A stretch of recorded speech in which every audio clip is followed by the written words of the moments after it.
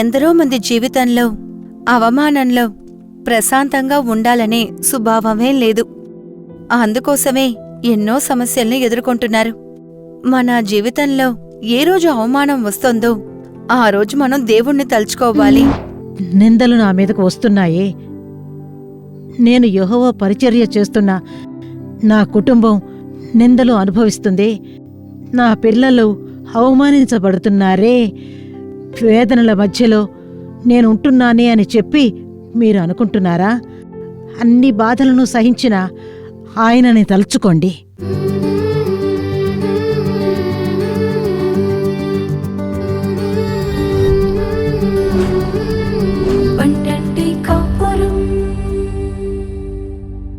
ప్రియమైన దేవుడి బిడ్డలకి ప్రియమైన శుభాకాంక్షలు. ఈ 12 కాపురం కార్యక్రమం ద్వారా మిమ్మల్ని కలుసుకోవడం మాకు చాలా సంతోషంగా ఉంది. ఈ రోజు అవమానంలో యేసుని తలుచుకో అనే శీర్షికతో మన కార్యక్రమం చూడబోతున్నాం. ఈ లోకంలో సాధించిన వాళ్ళ అందరి వెనకాల ఒక అవమానం ఉంటుంది. ప్రతి ఒక్కరూ వాళ్ళ జీవితంలో అవమానాల్ని దాటుకునే రావాలి. దాన్ని ఒక పాఠంగా, వాళ్ళ ప్రయత్నానికి ఒక విజయంగా తలుచుకున్నప్పుడే జీవితంలో మనం గెలవగలుగుతాము. 1999వ సంవత్సరంలో టాటా సంస్థ ఒక పెద్ద ఫైనాన్షియల్ ప్రాబ్లంని ఎదుర్కొంది. ఆ ఓనర్ రతన్ టాటా గారు తన దగ్గర ఉన్న ఒక కాస్ట్లీ కారు యొక్క లైసెన్స్ అమ్మటానికి ఫోర్డ్ సంస్థతో మాట్లాడారు. 3 గంటల వరకు సాగిన ఆ మాటల తర్వాత ఫోర్డ్ ఓనర్ గారు రతన్ టాటా గారిని ఎంత అవమానించాలో అంతలా అవమానించి ఆయన్ని పంపించారు. దీనికోసం రతన్ టాటా గారు నిరసించిపోలేదు. మళ్లీ ఎక్కువగా పనిచేయడం మొదలుపెట్టారు. 9 సంవత్సరాల తర్వాత ఫోర్డ్ సంస్థ ఒక పెద్ద ఫైనాన్షియల్ ప్రాబ్లంలో ఉన్నప్పుడు రతన్ టాటా గారు ఫోర్డ్ సంస్థ దగ్గర ఉన్న పెద్ద కాస్ట్లీ అయిన కార్ అయిన జాగ్వార్ ల్యాండ్ రోవర్ దాని లైసెన్స్ ని $2.3 మిలియన్ల కి దాన్ని కొనేశారు. ఇలాగే ఆయన అవమానాన్ని ఆయన విజయంగా గెలిచారు. ఈ కార్యక్రమం చూస్తున్న దేవుడి బిడ్డలు కూడా మీ అవమానంతో అలసిపోకండి. మీ అవమానంలో యేసుక్రీస్తుని తలుచుకోండి. యేసుని దెయ్యం పట్టినవారు అని, దెయ్యానికి నాయకుడు అని అవమానించారు. ఆయనపైన నిందలు వేసి, ఆయన ముఖంపైన ఉమ్ము వేసి, ఎక్కువగా కొట్టి, తలపై ముళ్ళ కిరీటం వేసి అవమానించారు. ఆ పరిస్థితుల్లోని కూడా మనుషుల్ని కాపాడ్డం కోసం ఆ అవమానాన్ని ఆయన స్వీకరించారు. ఈ కార్యక్రమం చూస్తున్న దేవుడి బిడ్డలు కూడా అవమానంలో యేసుక్రీస్తుని తలుచుకోండి. ఏ కార్యంలోని అలసిపోకుండా ముందుకు వెళ్ళండి. తర్వాత జ్యోతి యొక్క నాటకం చూద్దామా?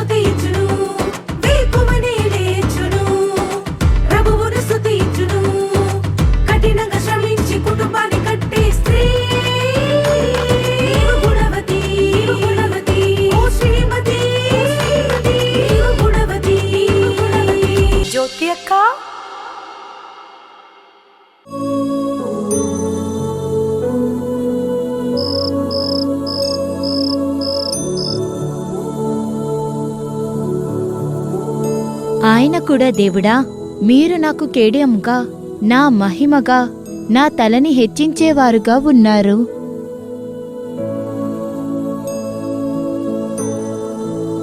ఏయ్, నీకు బుద్ధుందా లేదా? ఏంటత్తి ఎలా మాట్లాడుతున్నారు? నువ్వే కదా నన్ను వెతుక్కునొచ్చావు. మాట్లాడింది తప్పు, క్షమాపణ అడిగావా లేదా? అవునత్తయ్య, నేనే నిన్ను పిలిచాను లేదు కదా? నువ్వే కదా వచ్చావు, మరి అలాగే వెళ్ళిపోవచ్చుగా. నేనేం చేశాను? అవునవును, నీకు ఏమీ తెలీదు. ఏంటత్తయ్య, మీరు ఏం చెప్తున్నారో నాకు అర్థం కావడం లేదు. నీకు ఏమీ అర్థం కావడం లేదు? ఎంత బాగా నటిస్తున్నావో. నా కొడుకు దగ్గర 1కి 2 చెప్పావు కదా. వాడు నాకు ఫోన్ చేసి తిట్టేలా చేసావు కదా. నేనా? మరి నేనా? అమ్మా, బాగున్నావా? నేను బాగున్నా. అక్క ఎలా ఉంది? బాగుంది. నువ్వెలా ఉన్నావు? నేను బాగానే ఉన్నాను. ఏంటి బాబు సడన్ గా ఫోన్ చేశావు? అవును, సుబ్బి నీ దగ్గరికి వచ్చిందా? అమ్మా, నిన్నే అడుగుతున్నాను, సుబ్బిని చూసావా?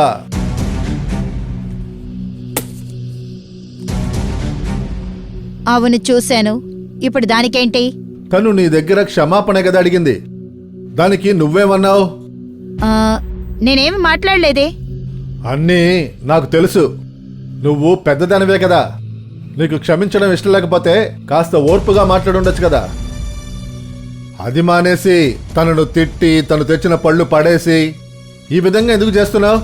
నీకు ఎవర్రా చెప్పారు? ఎవరు చెప్తే ఏంటి, ఇదేగా జరిగింది. అయితే ఇంటికి పిలిచి విందు భోజనం పెడతారా ఏంటి? నువ్వు మారిపోయావురా.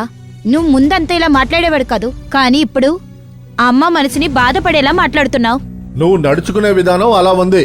అసలు తప్పంతా నాది. అమ్మతో మాట్లాడని నీ దగ్గరికి నేను పంపాను కదా. చాలు బాబు, నీ భార్య దగ్గర నేను తిట్లు తినడం చూస్తే ఇప్పుడు నువ్వు కూడా నన్ను తిడుతున్నావుగా. ఎందుకు అనవసరంగా అబద్ధాలు ఆడుతున్నావు? అవును బాబు, ఇకపై నేను నీకు అవసరం లేను. నువ్వు ఫోన్ పెట్టు.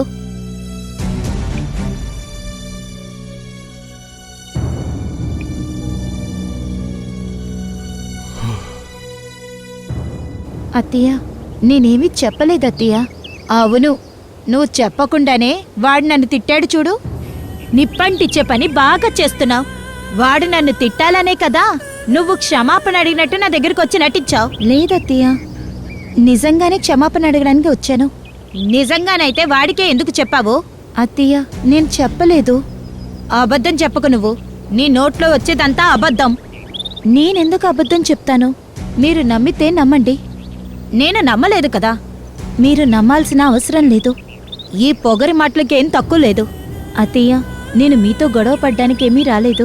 నేను వెళ్తున్నాను. చేసిందంతా చేసి ఇప్పుడు మంచిదానిలా నటిస్తుంది చూడు.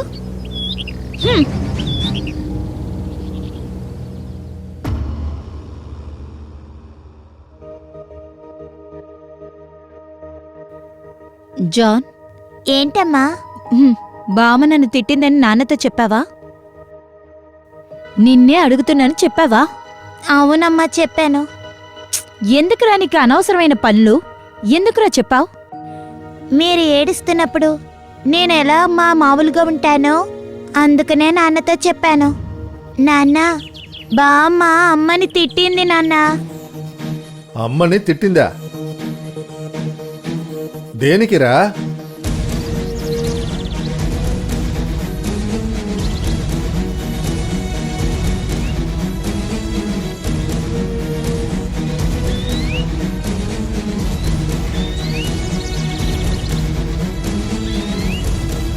సర్లే గాని, నేను చూసుకుంటానులే. నేను పెట్టేస్తున్నాను నాన్న. ఓకే. నేను చేసింది తప్ప అమ్మా? లేదు నాన్న. నేను జరిగిందంతా విన్నానమ్మా. నువ్వు చేసింది చాలా మంచి విషయం. మీ అత్తయ్య దగ్గర క్షమాపణ అడిగావు చూడు, అది మంచి విషయం. ఆవిడ నిన్ను తిట్టి అవమానించినా కూడా నోరు మూసుకుని ఉన్నావు చూడు, అది దానికంటే మంచి విషయం. రాను రాను నీ దగ్గర నుంచి చాలా మంచి స్వభావాల్ని చూస్తున్నాను. అది తలుచుకునేటప్పుడు మనసుకి సంతోషంగా ఉండింది. ఎందుకంటే చాలా మంది జీవితంలో అవమానంలో ప్రశాంతంగా ఉండాలనే స్వభావం లేకుండా అందుకోసమే చాలా సమస్యల్ని ఎదుర్కొంటున్నారు. నేను ఓర్పుగా ఉండి సమస్యని చూస్తున్నానక్క. ఏమంటున్నావమ్మా? అవునక్క, మా అత్తయ్య నన్ను తిట్టింది జాన్ వాళ్ళ నాన్నతో చెప్పాడక్క. ఆయన ఫోన్ చేసి వాళ్ళ అమ్మని తిట్టారక్క. అది నేనే చెప్పానని అందరి ముందు ఆవిడ నన్ను తిట్టిందక్క. అదే మనసుకి చాలా బాధగా ఉందక్క. నేను ఎంత చెప్పినా కూడా ఆవిడ మళ్ళీ నన్ను అవమానిస్తున్నారక్క. నీ పరిస్థితి అర్థమవుతోంది సుబి. నేను నీకు చెప్పేదేంటంటే, నీ అవమానంలో నీ హృదయం ఎలా ఉండింది? అదేలాగే నీకోసం దేవుడు అవమానాన్ని అంగీకరించారు. అప్పుడు ఆయన హృదయం ఎలా ఉండుంటుంది? మ్మ్. ఎబ్రేయర్ 12:2లో దేవుడు అవమానాన్ని చూడకుండా సిలువని తట్టుకున్నారని వాక్యములంటున్నాయి. యేసాయా 56లో అవమానానికి నా మొహాన్ని దాచుకోలేదని దేవుడు అంటున్నారు. మన జీవితంలో ఏ రోజు అవమానం వస్తోందో ఆ రోజు దేవుడిని తలుచుకోవాలి. ఇలా చూడు, నువ్వు కూడా తప్పు చేశావు, కానీ దేవుడు ఒక తప్పు కూడా చేయలేదే. అయినా సరే అవమానించబడ్డారు. తప్పు చేసిన కాసేపట్లోనే అవమానించబడుతున్న మన హృదయమే ఇలాగుంది అంటే ఏ తప్పు చెయ్యకుండా మన కోసం అవమానాన్ని తీసుకున్న యేసు హృదయం గురించి ఆలోచించు. మ్మ్. ఎలా పిత యేసు తలని గర్వంగా ఉంచారు, అలాగే నీ తలని కూడా గర్వంతో పెంచుతారు. మ్మ్. సుబి, అలసిపోకు. మీ అత్తయ్య నిన్ను ఖచ్చితంగా అర్థం చేసుకుంటారు. మ్మ్.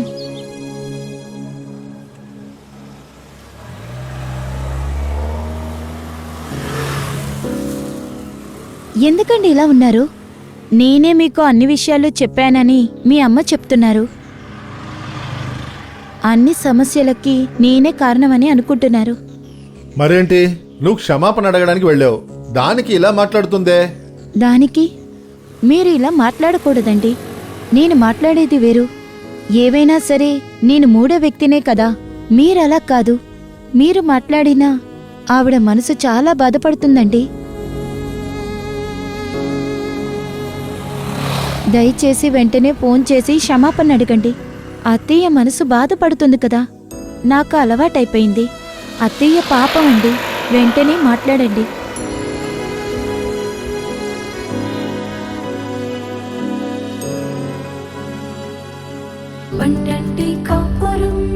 ప్రియమైన వార్లారా, జ్యోతి యొక్క నాటకంలో అవమానంలో యేసుని తలుచుకోవాలని మీరు తెలుసుకున్నారుగా. యేసుయే మనకి రోల్ మోడల్. చాలా ఇబ్బందుల్ని అనుభవించిన యేసుక్రీస్తుని మనం తలుచుకోవాలి. అప్పుడే మన అవమానాలన్నీ గెలుపుకి మెట్లుగా మారతాయి. ఇప్పుడు మీ ఆశీర్వాదాల కోసం దేవుని వాక్యం చెప్పి ప్రార్థించడానికి సహోదరి జోయిస్ లాస్రస్ గారు సిద్ధంగా ఉన్నారు. ప్రార్థనతో దేవుని వాక్యం వినండి. దేవుడు ఖచ్చితంగా మిమ్మల్ని కూడా ఆశీర్వదిస్తారు.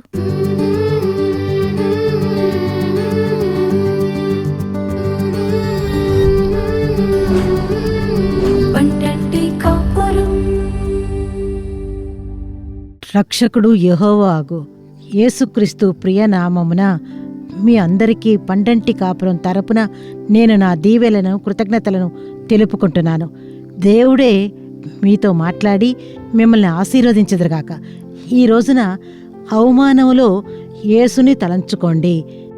నాకు ప్రియమైన వార్లారా, హెబ్రీయులకు 12:3 వాక్యాన్ని చూశామంటే, మీరు అలసట పడకయు మీ ప్రాణములు విసుగకయు ఉండునట్లు పాపాత్ములు తనకు వ్యతిరేకంగా చేసిన తిరస్కారం అంతయు ఓర్చుకొనినా ఆయనని తలంచుకొనుడి. నాకు ప్రియమైన వార్లారా, మన జీవితంలో జీవన మార్గంలో బాధలు వస్తాయి, ఇబ్బందులు వస్తాయి, నిందలు వస్తాయి, అవమానాలు వస్తాయి. వాటి మధ్యలోనే కుటుంబంలో మనం సాక్ష్యంగా జీవించగలం. దేవుడు కుటుంబాలను ఆశీర్వదిస్తారు. యేసు జీవితంలోనూ బాధలు వచ్చాయి, ఇబ్బందులు వచ్చాయి, కష్టాలు వచ్చాయి. ఆయన ప్రార్థన చేసి తన కార్యాలను చేశారు. మనం మన జీవితంలో బాధలు వచ్చేటప్పుడు మనం నీరసించిపోకూడదు. ఇళ్లలోనే కూర్చొని ఉండకూడదు. నీరసానికి చోటు ఇవ్వకూడదు.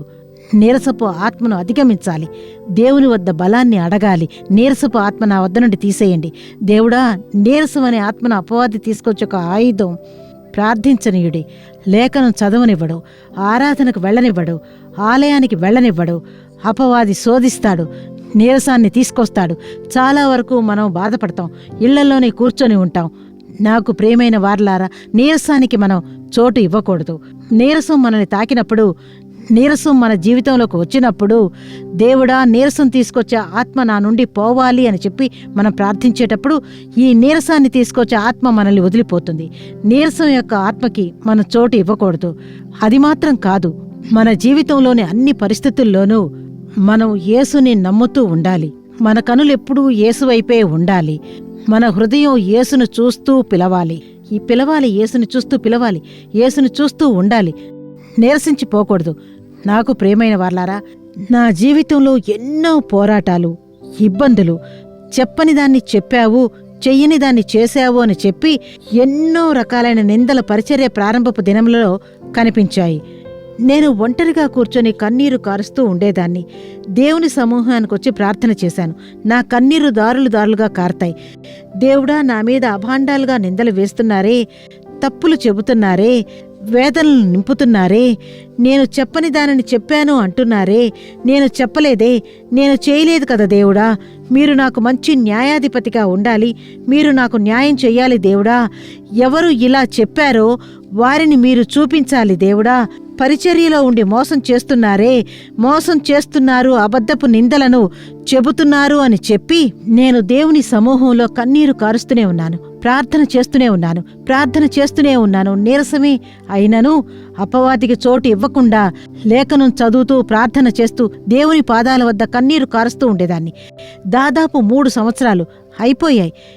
ఎన్నో పోరాటాలు, ఇబ్బందులు, కానీ అవన్నీ ఉన్నా కూడా దేవుడు నన్ను నిలబెట్టారు. కారణం, నేను యేసు బిడ్డగా ఉన్నందువల్ల, యేసు నీ ముందు ఉంచి కార్యాలను చేస్తున్నందువల్ల దేవుడు నన్ను నడిపించారు. ఆ కఠినమైన మార్గంలో దేవుడు నడిపించారు. నాకు ప్రియమైన వార్లారా, 3 సంవత్సరాల తర్వాత ఏ వ్యక్తి నా మీద అబద్ధపు నిందలను వేసి నన్ను వేదనపరిచారో అదే వ్యక్తి అతనే తప్పు చేశాడు అని చెప్పి కనిపెట్టే విధంగా దేవుడు ఆ కార్యాలను చేశారు. ఒకవేళ నాలాగే మీరు పనిచేసే చోట నిందించబడి ఉండొచ్చు, లేదా తిట్టబడి ఉండొచ్చు, అవమానపరచబడి ఉండొచ్చు, లేదా అబద్ధపు నిందలను నీ మీద వెయ్యబడి ఉండొచ్చు. కానీ మీరు మనసులో బాధపడకండి. యేసును తలుచుకోండి. యేసుని హృదయంలో స్వీకరించండి. మీరు లేఖనం చదవండి, ప్రార్థన చెయ్యండి, యేసును తలుచుకోవాలి. నీరసానికి చోటు ఇవ్వని విధంగా యేసు పాదాల వద్దకు రావాలి, వచ్చి ప్రార్థన చెయ్యాలి. 3 సంవత్సరాల తర్వాత ఎవరు అబద్ధం ఆడారు, ఎవరు మోసం చేశారన్న దాన్ని దేవుడే పట్టించారు. నాకు ప్రియమైన వారలారా, నాకు చేసిన దేవుడు మీకు కూడా చేస్తారు, మీ కుటుంబానికి చేస్తారు. అబద్ధపు నిందలు నీ మీద వేయబడి ఉండొచ్చు, లేదా అబద్ధపు కేసులు మీ మీద వేయబడి ఉండొచ్చు, అబద్ధపు కార్యాలు మీ మీద మోపబడి ఉండొచ్చు, మీ కుటుంబీకులు మిమ్మల్ని మీ మీద అబద్ధపు నిందలు వేసి ఉండొచ్చు, వేదనపరిచేటువంటి కార్యాలను చేసి ఉండొచ్చు, అవమానపరచవచ్చు. యేసు అవమానాల మధ్యలోనే, నిందల మధ్యలోనే నిలబడి ఉన్నారు. మన జీవితంలో కూడా మనం నిందలను భరిస్తూ జీవిస్తూ ఉండొచ్చు, బాధలకి మధ్యలో, వేదనలకు మధ్యలో జీవిస్తూ ఉండొచ్చు.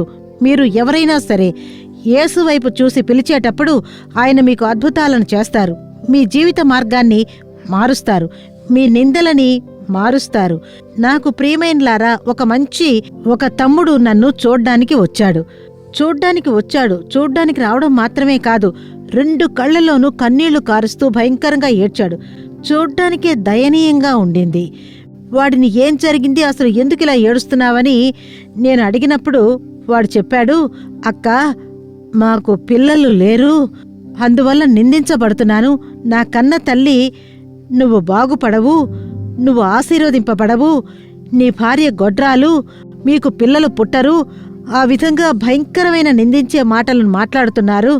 నా హృదయాన్ని అది ముక్కలు చేస్తుంది. ప్రార్థించే నా తల్లి ఈ విధంగా మాట్లాడుతుంది అని చెప్పి వాడు ఏడ్చాడు. అప్పుడు నేను చెప్పాను, నీ భార్యను తీసుకొని రా అని చెప్పాను. నేను ప్రార్థన చేస్తాను, ఆ విధంగా భార్యను తీసుకురా, నేను ప్రార్థన చేస్తాను అన్నాను. నాకు ప్రియమైన వార్లారా, మనం ఇతరుల్ని బాధ పెట్టకూడదు, పిల్లల్ని కూడా మాటలతో బాధ పెట్టకూడదు, కన్న పిల్లల్ని నిందించకూడదు. మీరు ప్రార్థించేవారుగా ఉండొచ్చు, మీరు ఎవరైనా సరే ఈ విధంగా మాట్లాడకూడదు, అదుపులో ఉండాలి. నోటికి కాపలా ఉంచమని అడగండి, తొందరపడి మీరు మాట్లాడేయకండి. ఆ అబ్బాయి హృదయము ముక్కలైంది, భయంకరంగా ఏడుస్తూనే ఉన్నాడు. నేను చెప్పాను, దేవుడు నిన్ను తలెత్తుకునేలా చేస్తారు, మీ కుటుంబాన్ని ఆశీర్వదిస్తారు, కుటుంబ జీవితాన్ని ఆశీర్వదిస్తారు, నీ భార్యని తీసుకురా అని చెప్పాను. తీసుకొని వచ్చాడు. ఇద్దరి కోసం నేను ప్రార్థన చేశాను. భారంతో విరిగిన హృదయంతో, కన్నీటితో కూడా ప్రార్థన చేశాను.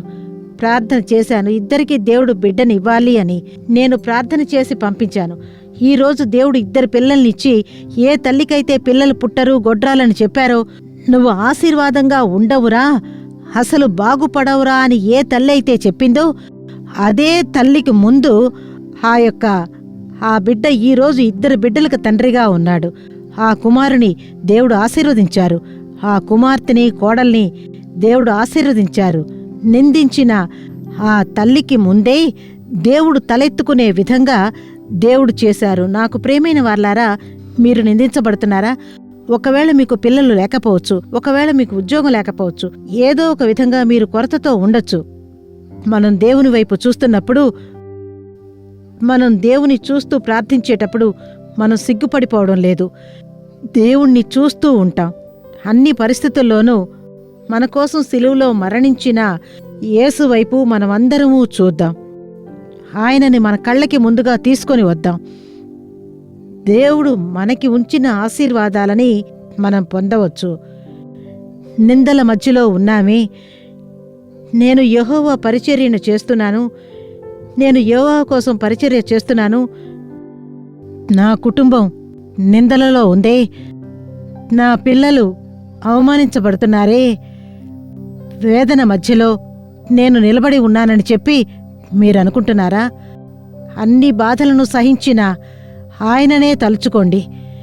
ఇక పరిచర్య చేసింది చాలు అని నీరసపు ఆత్మకి చోటు ఇవ్వకుండా బాధలను సహించిన యేసుని చూస్తూ ఉండండి. పరిస్థితుల్ని చూడకండి, యేసుని చూస్తూ ఉండండి. యేసు మీ పరిస్థితులన్నిటినీ మీకు అనుకూలంగా ఉంచి మీకు ఇస్తారు.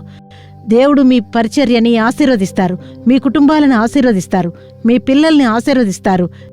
దేవుడే మీ కుటుంబాలని ఆశీర్వదించెదరుగాక.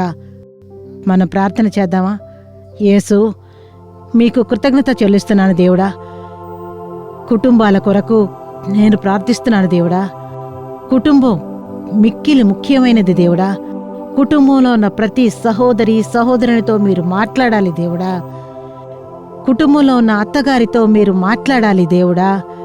కుటుంబంలో ఉన్న యవ్వన పిల్లలతో కూడా మీరు మాట్లాడాలి దేవుడా. జీవన మార్గంలో బాధలు వచ్చేటప్పుడు, నిందలు వచ్చేటప్పుడు, కష్టాలు వచ్చేటప్పుడు, అపాయాలు వచ్చేటప్పుడు దేవుడా నీరసించిపోకుండా దేవుడా, నీరసాన్ని తెచ్చే ఆత్మలు తొలగిపోవాలి దేవుడా. అవమానంలో ఉన్న పిల్లల అవమానాన్ని మార్చేయండి దేవుడా, మార్చండి దేవుడా. అయ్యా, దుష్ట అపవాది పిల్లల్ని లేఖనం చదవనివ్వకుండా, ప్రార్థించనివ్వకుండా అడ్డుపడుతూ ఉన్నవి. వాటి శక్తులు నాశనం అవ్వాలి దేవుడా. అయ్యా, మనసులో కనిపించేటువంటి నీరసాన్ని తెచ్చే ఆత్మలు నాశనమైపోవాలి దేవుడా. యేసువగు మిమ్మల్ని చూడ్డానికి, మీ పాదాల వద్దకు రావడానికి, ప్రార్థించడానికి దేవుడు కృపణ ఇచ్చి నడిపించెదనుగాక. దేవుడా, అవమానాలన్నీ యేసు నామమున తొలగిపోవునుగాక. నిందలు తొలగునుగాక దేవుడా. నిందలు తొలగాలి దేవుడా. పనులు లేని పిల్లలకి పనుల కొరకు మార్గాలను తెరిచి ఇవ్వండి. బిజినెస్ లేని పిల్లలకి బిజినెస్ కోసం మార్గాలను తెరిచి ఇవ్వండి. అయ్యా, హన్నాలాగా గర్భపు ఫలం లేని విధంగా కలత చెందుతూ బాధపడుతున్న పిల్లలకి దయచూపండి. పిల్లల నిందలను మార్చండి, పిల్లల వేదనను మార్చండి, దుఃఖాన్ని మార్చండి. హన్నాకి సామువేలునిచ్చి ఆశీర్వదించిన విధంగా మీరు దేవుడా పిల్లల్ని ఆశీర్వదించండి దేవుడా, ఆశీర్వదించండి. ఈ కార్యక్రమాన్ని చూస్తూ ఉన్న ఎవరైనా సరే దేవుడా, మీరు అద్భుతాన్ని చెయ్యండి దేవుడా, మీరు అద్భుతాన్ని చెయ్యండి. నీరస ఆత్మలన్నీ తొలగిపోవాలి దేవుడా. అయ్యా, ఆత్మపరమైన జీవితంలో ముందుకు కొనసాగనివ్వకుండా అడ్డుపడే ఆత్మలు యేసు నామం ద్వారా నాశనమైపోవాలి దేవుడా. దేవుడా, కుటుంబాలను ఆశీర్వదించండి దేవుడా, కుటుంబాలను ఆశీర్వదించండి, కుటుంబాలను ఆశీర్వదించి హెచ్చించండి దేవుడా. అయ్యా, జీవితంలో అపజయాలతో ఉన్న పిల్లలకి అపజయాలను జయాలుగా మార్చి ఇవ్వండి.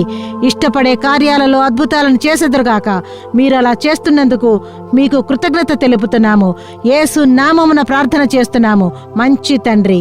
ఆమేన్, ఆమేన్. నాకు ప్రియమైన వార్లారా, కుటుంబం చాలా ముఖ్యమైంది. కుటుంబంలో ఆత్మీయమైన వారు క్రియను నడిపిస్తున్నారు, కుటుంబాలను ఆశీర్వదిస్తున్నారు. మన జీవితంలో నిందలు వచ్చేటప్పుడు, పోరాటాలు వచ్చేటప్పుడు మనం నీరసించిపోకూడదు, నీరసానికి చోటు ఇవ్వకూడదు, ఇంట్లోనే ఉండిపోకూడదు. నిందలకు మధ్యలోనూ దేవుడు తమ యొక్క ఆశీర్వాదాలను మీకు ఇస్తారు. మీరు దేవుని పాదాలకొచ్చి ప్రార్థన చేయండి. నీరసించిపోవు ఆత్మలు తొలగిపోవాలని చెప్పండి. దేవుడు మీకు మంచి పనులు ఇస్తారు. మీరు ఎదురు చూసే ఆశీర్వాదాలు ఇచ్చి దేవుడు మిమ్మల్ని వృద్ధిపరుస్తారు. మీరు దేవుని సమూహంలో ప్రతిరోజు లేఖనం చదివి ప్రార్థించండి. ఆయన బిడ్డగా ఉండండి. బాధలు వచ్చేటప్పుడు ఏవీ మిమ్మల్ని ఏమీ చెయ్యలేవు. దేవుడు మిమ్మల్ని ఆశీర్వదించెదరుగాక, మీ కుటుంబాలను ఆశీర్వదించరుగాక. ఆమేన్, ఆమేన్.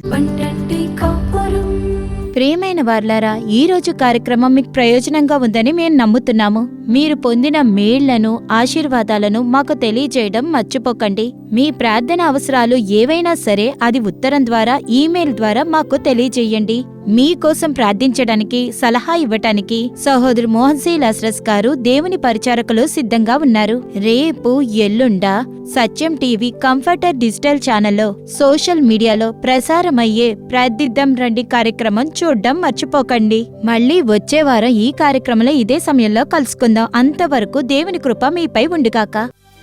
మరిన్ని వివరములు, ప్రార్థన అవసరతల కోసం సంప్రదించండి. యేసు విడిపించుచున్నాడు పరిచర్యలు, 4 మావడి, తూతుక్కుడి జిల్లా 628211. మా ఫోన్ నంబర్లు 9487734603, 8106072222, info@jesusredeems.org. దేవుడు మిమ్మును దీవించునుగాక.